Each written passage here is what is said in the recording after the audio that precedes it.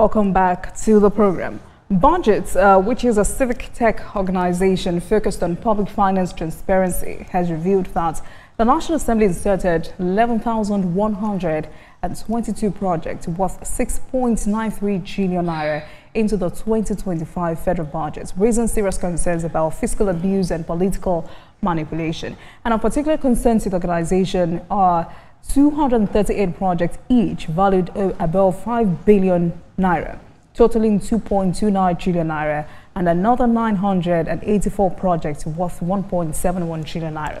Budget also flagged over 1,000 projects within a range of 500 million naira to 1 billion naira, together worth over 641 billion naira. The analysis made by the organization further highlighted that over 3,000 of the inserted projects worth 653.19 billion naira are designated for federal constituencies, while 1,972 projects worth valued at 444.04 billion naira attached to senatorial budget districts. Budget has described the insertion of over 11,000 projects worth 6.93 trillion naira into the 2025 budget by the National Assembly as not just alarming. The organization says it is an assault on fiscal responsibility. So tonight, Deputy Spokesperson, House of Representatives, Honorable Philip Agbese, joins us tonight to give some clarifications because these figures have shocked Nigerians and they deserve to know the truth. Thank you so much for joining us, Honorable Agbese. Thank you. Thank you for having me. Thank you. So let's get straight to it. The National Assembly passed the 2025 budget by 6.93 trillion naira. And was the executive aware of these insertions before signing the budget into law? Thank you very much for having me this wonderful evening. And thank you to Nigerians for their interest in what we do, not only in the National Assembly, but as a government, because the Parliament is an institution as well as the executive, and we are all working together in the interest of our people. The citizens of this great country who took it upon themselves February 25th, 2023 to elect us into office. So, of course, public office is a huge responsibility.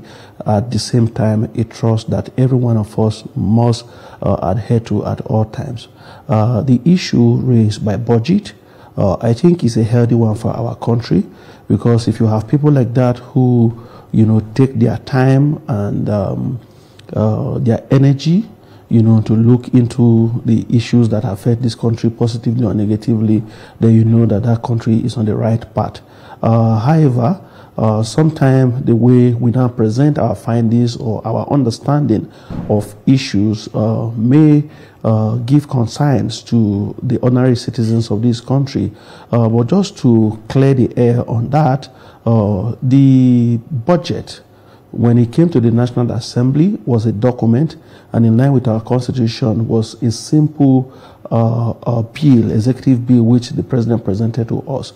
The laws of the land permit the National Assembly, the Senate, and the House of Representatives, to look at these bills when they come to us before they are passed.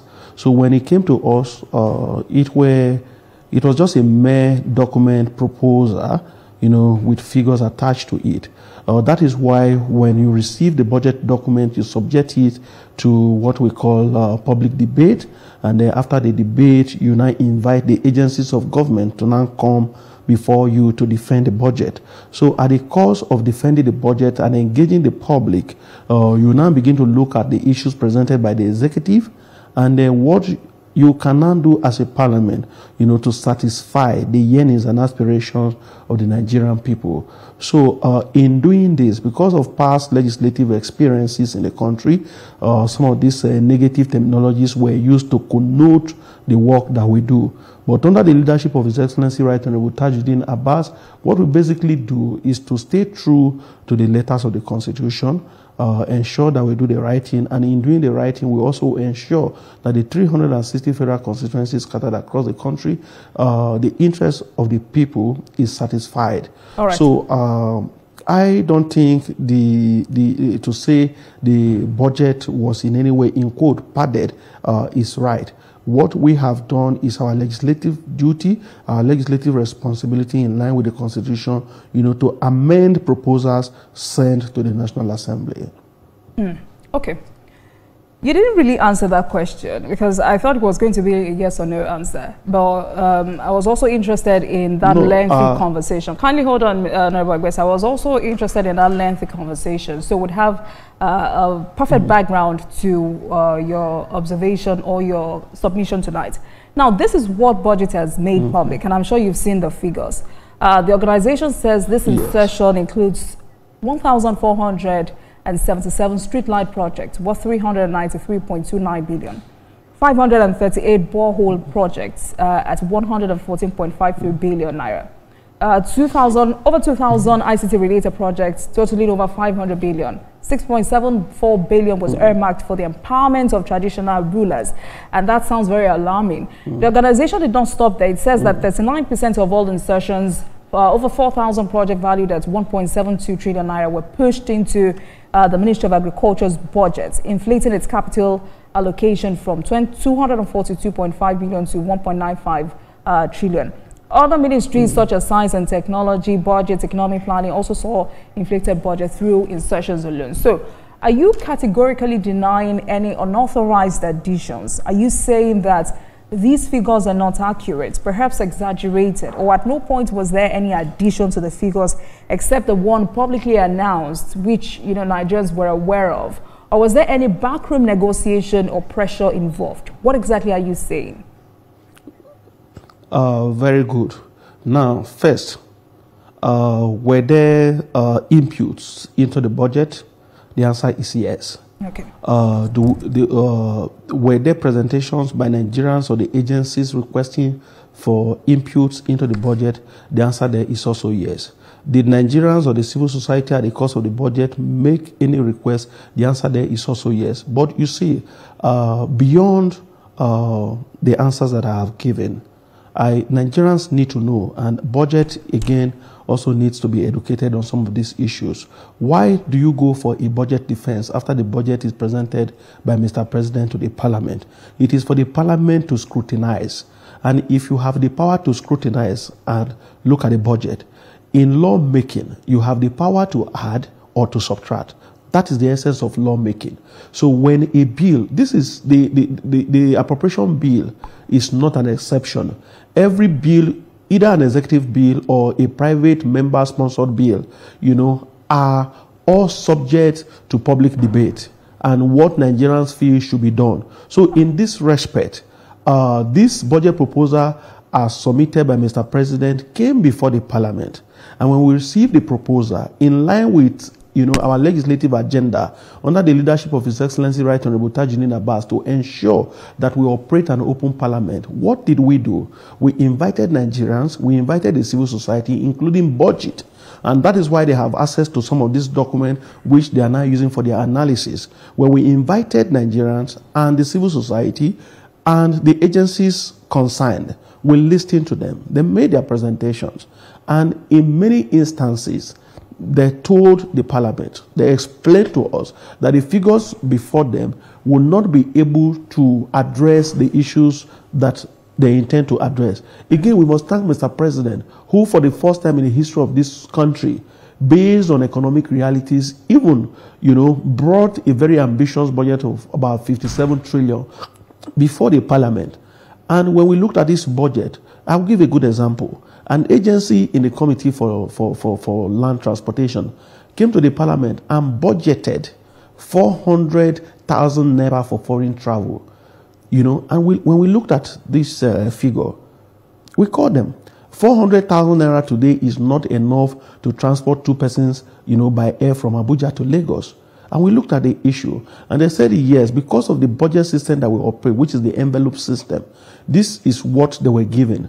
And within that mindset, they were able to frame their proposal. But when they made a presentation before the Parliament, it is in the wisdom of the Parliament to look at the proposal carefully, scrutinize it analytically. What can we do in this situation? Are we here, to address, if we are truly here to address, problems militating against the country, then we should go in this direction. So right. It was in that wisdom that the Parliament decided in some instances, because budget did not tell Nigerians, some of the instances where we considered bogus presentation. And when you mention the Ministry of Agriculture, yes, today all of us would agree that, food production and food scarcity are major issues that we must address. And if you look at these issues, some of the issues they mentioned, provision of boreholes, are we providing, are the agencies of government going to provide borehole in communities where they already have excessive water, or the interventions are going? So the essence of government is to serve the interests of the Nigerian people. So it is not just about a figure. These issues, what in quote they are calling insertions, are they going to serve the interests of the Nigerian people? And I think that a responsible civil society organization should ordinarily be interested in the implementation of the budget, because one, it is our interest to collaborate with Mr. President to ensure that the government is able to mobilize enough resources to service the budget. Secondly, in servicing the budget, how do we, monitor this budget estimate to ensure that this the implementation of the budget meets the needs and aspirations of the people in terms of, accountability, due process of law, and so on and so forth. Right. So it is our responsibility as a parliament to amend laws, and in amending laws, you must add and you must subtract. Except we want to agree, with those who believe that the parliament should be a rubber stamp, so that anytime the executive makes a presentation before the parliament, we say, Mr. President, thank you, this is good, bam. And there's no need for public debate. Agbese, and just to support the motion, I also do not think it's about the figures, but Nigerians are concerned about the fact that they do not know about these processes and this procedure, which amounts to accountability and transparency. But to be clear, can the House categorically confirm whether or not the amount in question was inserted